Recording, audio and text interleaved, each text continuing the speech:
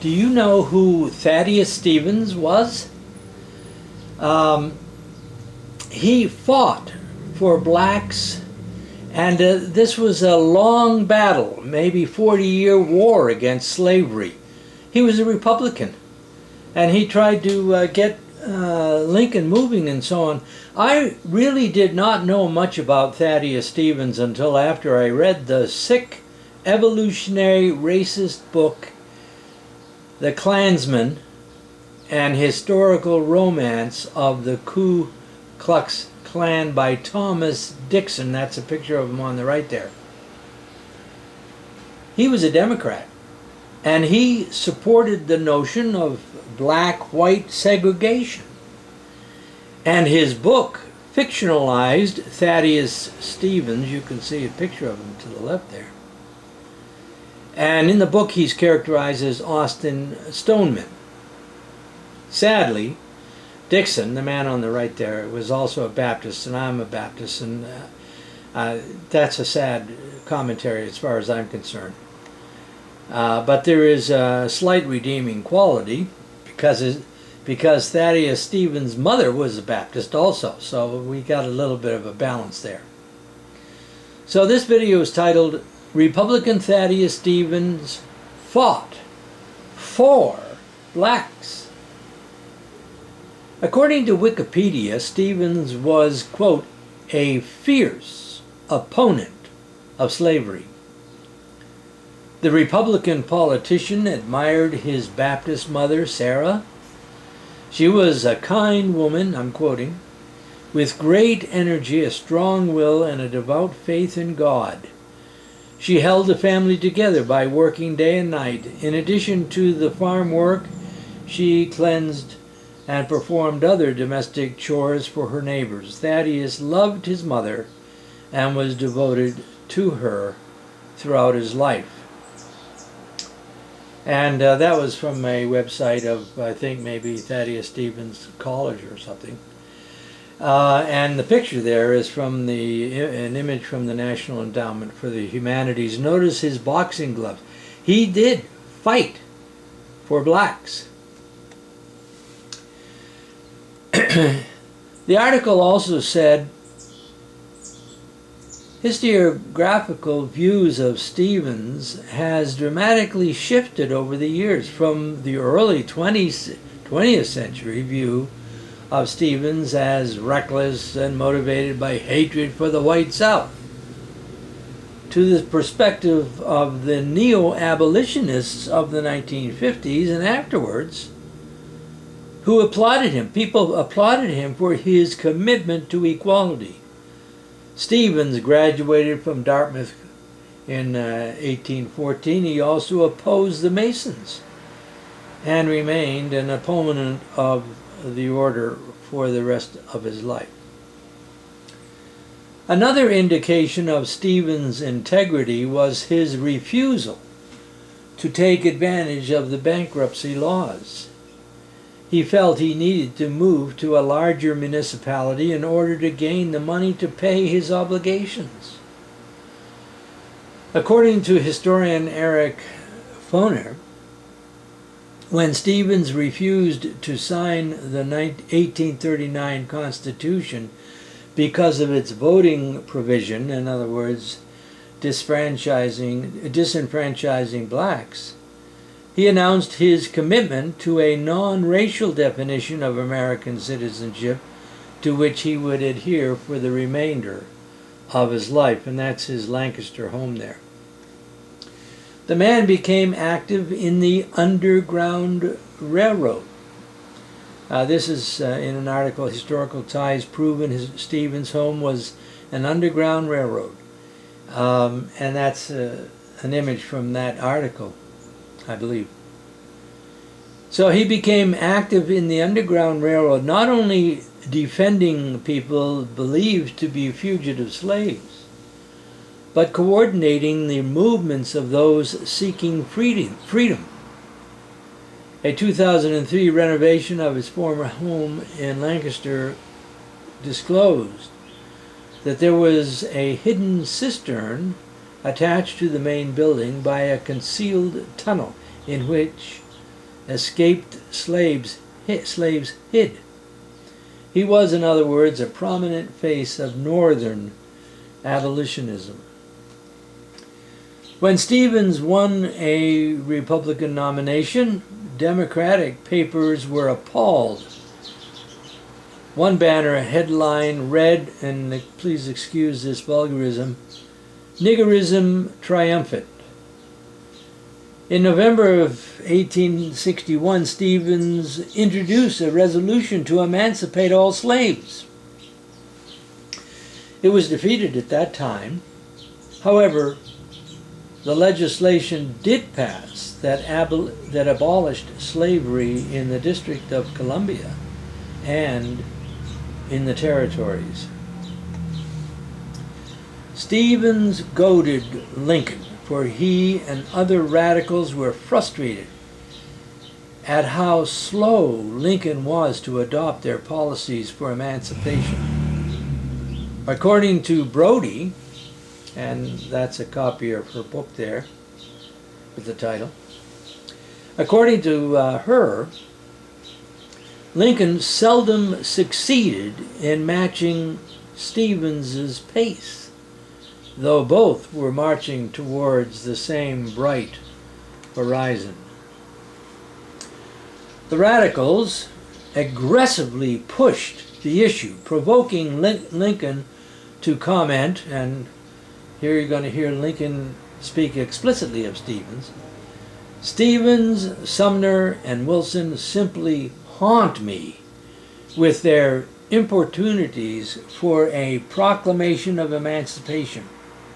Wherever I go and whatever way I turn, they are on my tail. And still in my heart, I have the deep conviction that the hour to issue one has not yet come." He stated that if it came to a showdown between the radicals, and Stevens would be a radical, and their enemies, he would have to side with Stevens and his fellows, and deemed them, quoting Lincoln, "the unhandiest devils in the world to deal with, but with their faces set Zionwards." In other words, their goals were good, and so on and so forth. We appreciate Lincoln, but apparently Stevens was a prime pusher to get Lincoln on board with this Emancipation Proclamation. Stevens, I'm quoting, "Stevens pushed Congress to pass a constitutional amendment abolishing slavery. And Lincoln campaigned aggressively for the amendment after his re-election in 1864. Stevens had some good words for Lincoln when he described Lincoln's, quote, December annual message to Congress as the most important and best message that has been communicated to Congress for the last 60 years. Stevens closed the debate on the amendment on January 13, 1865.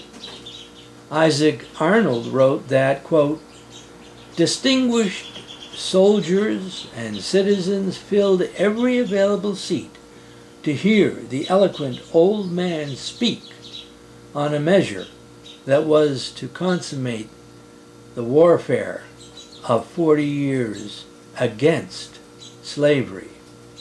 The amendment passed narrowly after heavy pressure exerted by Lincoln himself.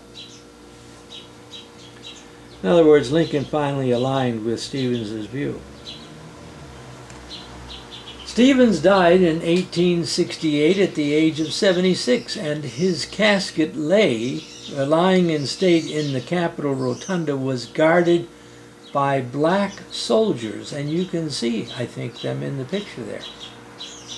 On his grave are inscribed these words, quote, I repose in this quiet and secluded spot, not from any natural preference for solitude, But finding other cemeteries limited as to race by charter rules, I have chosen this, that I might illustrate in my death the principle which I advocated through a long life, equality of man before his Creator.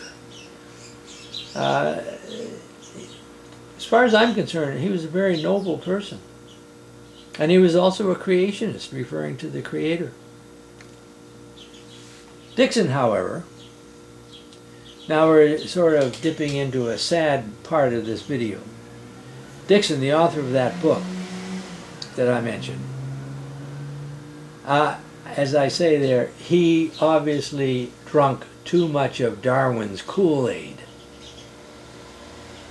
To prove that Dixon championed Darwin's evolutionary racist view, I write this paragraph, it's in 3 slides, to document the very distasteful vulgarity of Democrat Dixon's views. On page 216, he had fictional Phil looking at a black man, his term was Negro, in, quote, disgust, and described him, the black man, as having a short, heavy-set neck of the lower order of animals. That reference to animals there shows influence of Darwinian thinking. Let me move on because there's more to come. Darwin himself explicitly wrote of the Negro in that book there you see, The Descent of Man, by Charles Darwin. And I'm not quoting it here, but he explicitly put the Negro, as he said, between the Caucasian and the gorilla. Disgustingly, Dixon, who, as I've already mentioned, imbibed in Darwinian Kool-Aid, Dixon wrote of the black man's eyes which supposedly, and here's the quote, gleamed ape-like under the scant brows. Later in the book, Dixon wrote about a fictional Gus's eyes gleaming like a gorilla's. So there's a connection. Darwin's put the black, or the Negro, on a scale between Caucasian and gorillas, and here Dixon is aligning the imagery used by Darwin.